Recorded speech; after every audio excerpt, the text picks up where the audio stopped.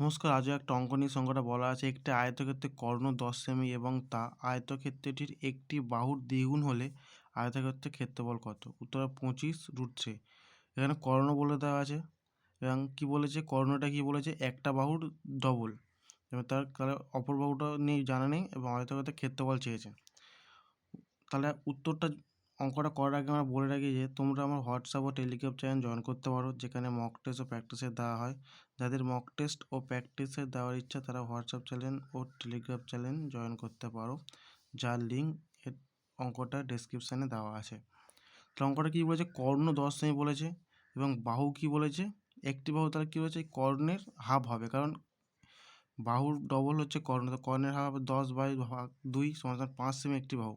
তাহলে আমরা কর্ণ পেয়ে গেছি ও একটা বাহু পেয়ে গেছি। তাহলে অপর বাহু বের করবো। অপর বাহুর সূত্র কি, যখন কর্ণ একটি বাহু বলে তখন কী হবে যে কর্ণ স্কোয়ার রুট ওভার কর্ণ স্কোয়ার, মানে 10 স্কোয়ার মাইনাস একটা বাহুর square minus 5 square equal to অপর বাহু।